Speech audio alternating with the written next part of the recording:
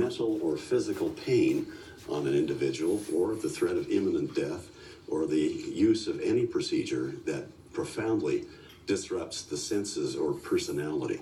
And it's very clear that the program of enhanced interrogation, so-called, that the CIA developed and implemented around the world at secret black sites violated federal law and international law, because that was torture.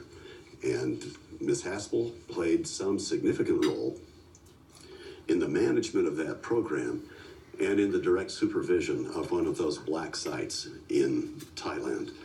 And we feel very strongly that this is a nomination which, if confirmed, would do incalculable damage to the position of moral leadership the United States needs to exercise around the world. Do you feel, on that last point that you're making in terms of the danger to America's moral leadership, is it essentially your argument here, and tell me if I've got this wrong, that regardless of what else we should know about Gina Haspel's career, regardless of her other qualifications, there's essentially symbolic damage done, there's leadership damage done to us as a country just by the elevation of her with this on her record? Essentially, even in that case, even the nomination of her to lead the CIA would have done that kind of harm to this country. Absolutely. Napoleon was quite a strategist, and he observed that the moral is to the physical as 3 is to 1.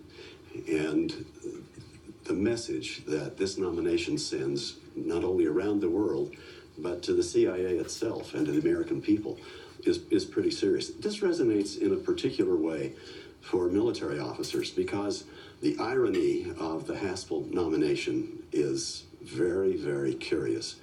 We expect young men and women, 18 and 19 years old, who are infantrymen and women in the armed services, to have the moral capacity to recognize an illegal order and to resist it.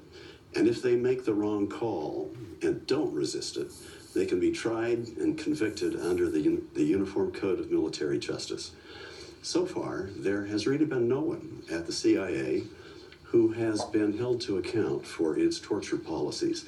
And the message that this sends is one which I think was best expressed by John Kirikow, who was a CIA officer who went on the air in 2007 and publicly identified the program for what it was and named an interrogator. And he was charged, he was convicted, and served 2 years in prison for that act.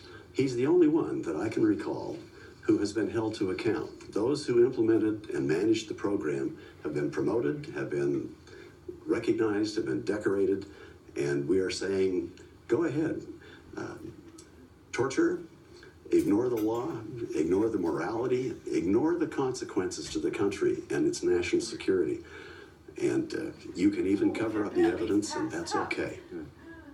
General David Irvine is one of 109 retired generals and admirals who signed this letter today opposing Gina Haspel's nomination to be CIA director. General Irvine, it's an honor to have you on the show tonight, sir. Thank you very much for being with us. Thank you. All right, we'll be right back. Stay with us.